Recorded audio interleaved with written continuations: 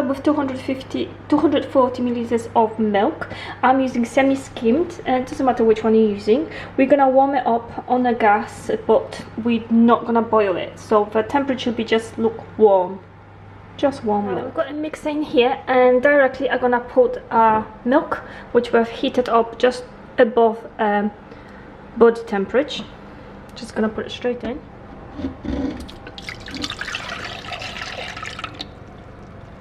Now we're gonna add 1.5 tablespoons of yeast. Now we're gonna add 135 grams of granulated sugar. And now we're gonna add granulated sugar to our yeast and milk, and we'll leave it for about 10 minutes.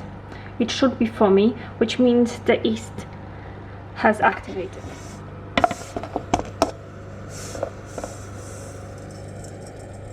Now we're gonna mix it up with a spoon.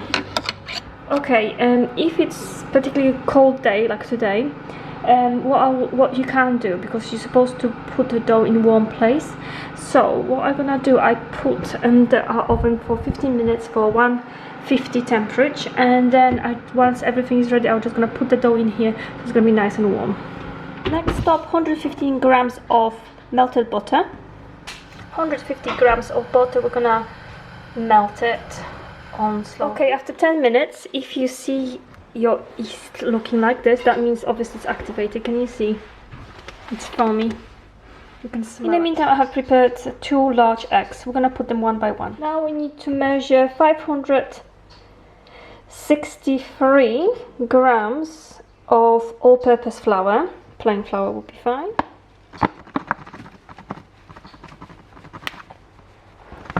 565 grams of flour, and we're gonna add 1/2 teaspoon of salt. Just table salt is fine. We've got our flour and salt ready in here, and now we have cooled down a bit of that butter. We're gonna add it straight to our mixture here.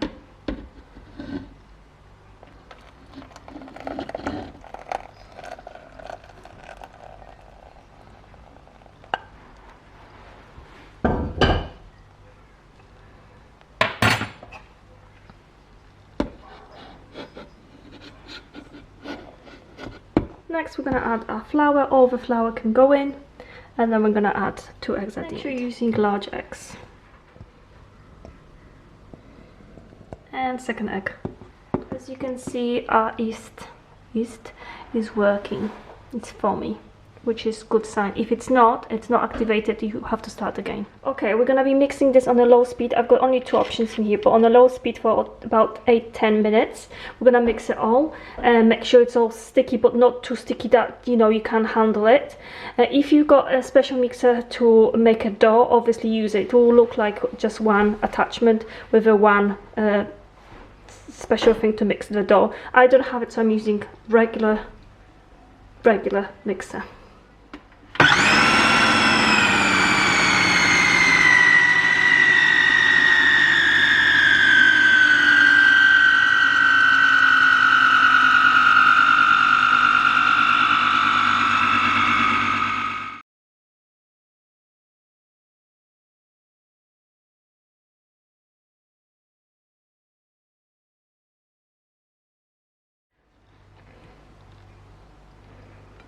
Not too much oil, simply use a paper towel and just soak a little bit out, and that's it.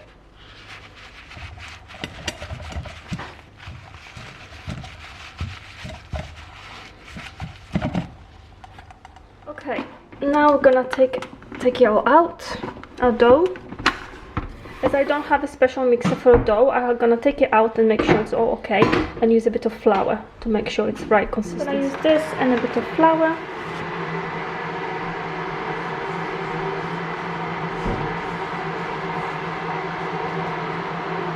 Our dough is a bit runny, so we're gonna use a flour to make it right consistency. Okay, as I'm not using a mixer for a dough because I don't have one, so if someone wants to sponsor me and send me one, please do. But because I don't have and I've got like just normal standard mixer, what I had to do, I had to add 4 tablespoons of the flour.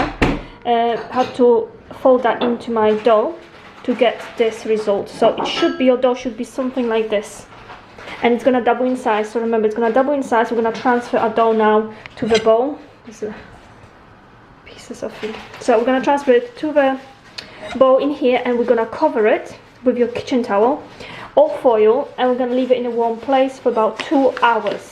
Yes, 2 hours.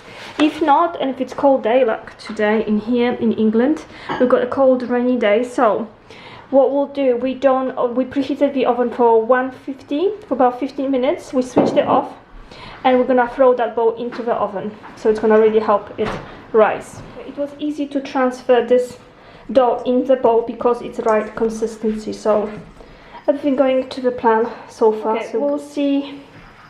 We'll continue in 2 hours time, and I will show you the dough. Okay, it's been 1 hour now, and I will show you how our dough looks like, and you might guess that it has grown because look, it has risen all over here, which is a good sign. So I will show you now. Sophia, I'm gonna open it for us. Has it grown? Yeah. Pull it all off and you can put it to the bin. Growing a lot, you can tell.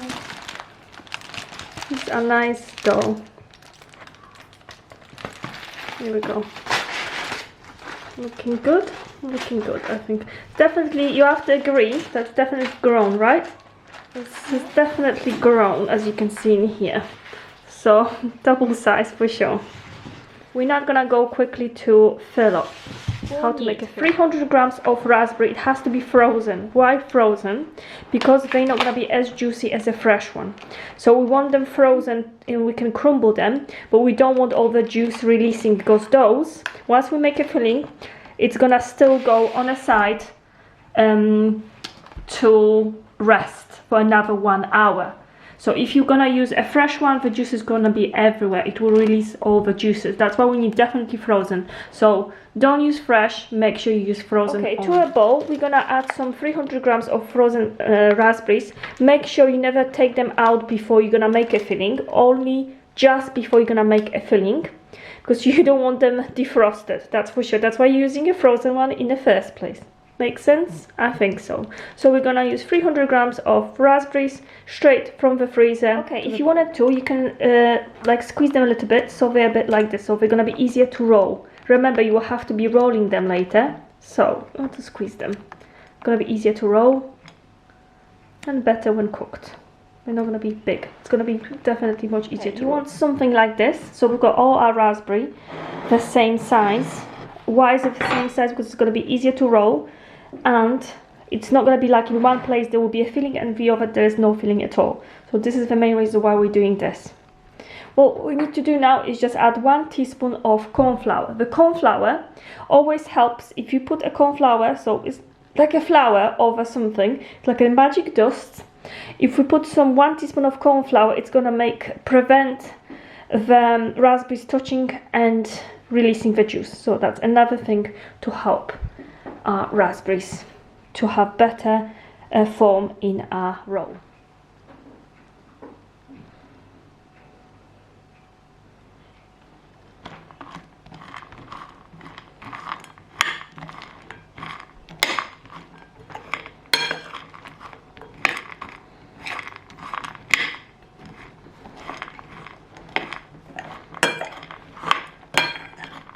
Okay, now we're gonna add 1 tablespoon of granulated sugar, 1 large spoon of granulated sugar to make sure it's all nice and sweet. And you can either add 2 tablespoons of granulated sugar, or you can use 1 tablespoon of granulated sugar and then add vanilla sugar. If you do have vanilla sugar, I will add vanilla sugar as well, like 15 grams, just because it will taste nicer with a bit of vanilla flavor.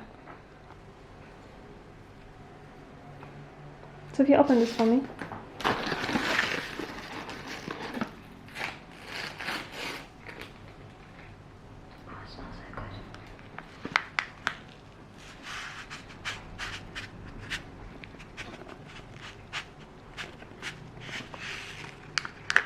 Okay, now we've got a filling, we've got a dough.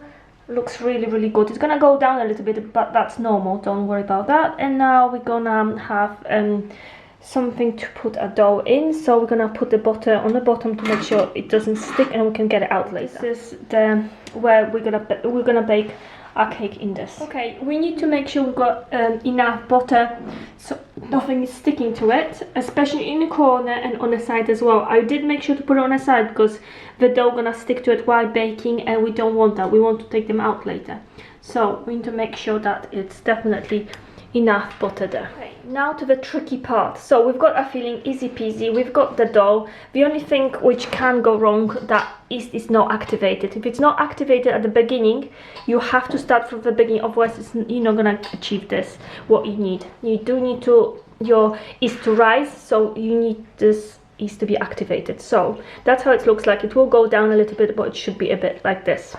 Then we're going to the tricky part in here. I don't even have somewhere to put our dough out, so I'm gonna put the foil on your table, and that will do the job as good. What we'll need now is a rolling pin.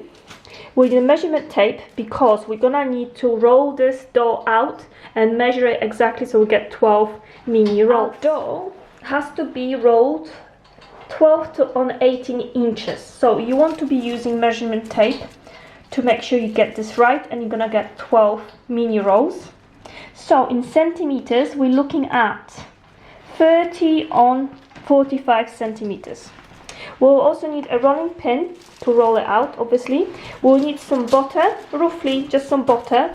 Once we roll our dough, we want to put some butter in, so we're gonna use this and some melted butter. It will cool down by the time we're gonna roll it out, and then we're gonna go ahead and use some brown sugar. Brown sugar, we're gonna use it. Usually we're using brown sugar for cinnamon and sugar rolls. However, it does give that nice flavor, caramelized flavor, so we're gonna use brown sugar as well, a little bit.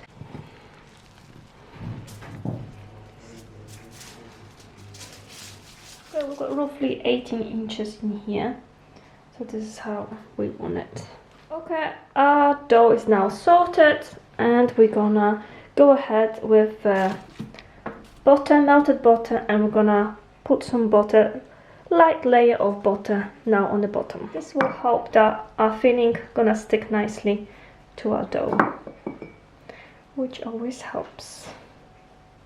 Now time for our sugar, brown sugar. We're gonna sprinkle brown sugar all over our dough. Our brown sugar, make sure this is not cinnamon brown sugar roll, so we're just gonna add it, as you can see in here, not too much, because our main filling to shine is the raspberry one. Now we're gonna sprinkle our raspberries, so all that filling going in. We're gonna have to add it nice and equally, so every part tastes the same, ideally. Okay, and this is how our filling needs to look. Now we're gonna roll it. So we're gonna start from this end and gonna keep rolling until we roll to the end. I'm gonna have to do it quickly before my filling gonna melt. This is how it looks like. So we're going to keep rolling on to the end. Okay, once it's all done, we're just gonna cut it in 12 pieces and put it in our before prepared pan. 3 in a row. I would recommend to cut it slightly, just so it's easier for you when you do actual cutting. Okay, we've got 12 the same size. We're gonna have to leave them now for another hour, and we'll cover them with a kitchen cloth, and they're gonna grow a little bit bigger before baking. Okay, it's time to bake, so we're gonna bake them for 20 minutes in 200 Celsius in the oven, and then we'll cool them down, and then we'll do the top.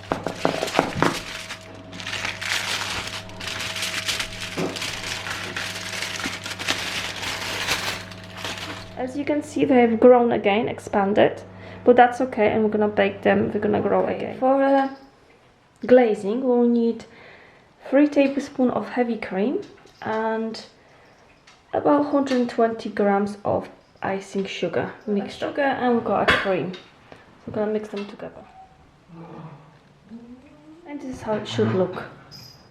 Okay, as I was baking them at 12, it must have been midnight yesterday night. This is how they look after, and we're just gonna glaze them now.